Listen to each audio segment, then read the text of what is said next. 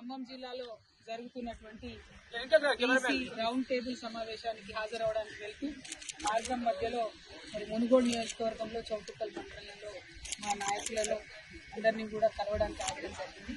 ఇక్కడ మునుగోడు మండలంలో మరి కాంగ్రెస్ పార్టీ నుండి రాజగోపాల్ రెడ్డి గారు అధికారంలో ఉన్నారు, వారు ఎమ్మెల్యేగా ఉన్నారు.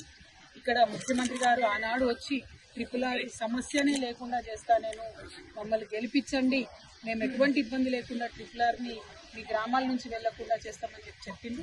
కానీ గెలిచి 14 నెలలు అవుతున్న ట్రిపుల్ సంబంధించినటువంటి బాధితులకు ఎవరికైతే ముఖ్యమంత్రి గారు మాట ఇచ్చారో ఇంతవరకు వాళ్ళు 2000 మంది పైచీలతో కలెక్టరేట్ ముట్టడి చేసినా కూడా కనీసం వాళ్ళని పిలవడం కానీ మాట్లాడడం కానీ చేయకపోవడం అనేది కారణం.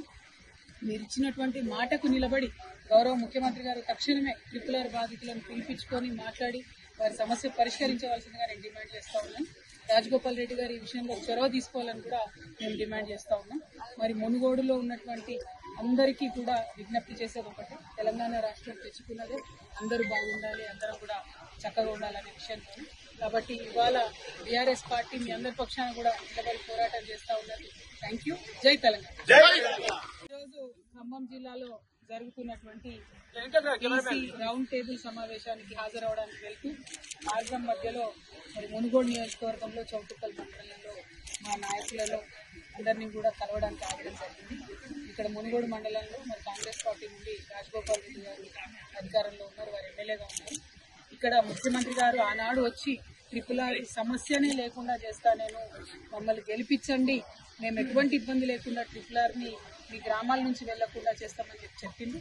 కానీ గెలిచి 14 నెలలు అవుతున్న ట్రిపుల్ సంబంధించినటువంటి బాధితులకు ఎవరికైతే ముఖ్యమంత్రి గారు మాట ఇచ్చారో ఇంతవరకు వాళ్ళు 2000 మంది పైచీలతో కలెక్టరేట్ ముట్టడి చేసినా కూడా కనీసం వాళ్ళని పిలవడం కానీ మాట్లాడడం కానీ చేయకపోవడం అనేది కారణం.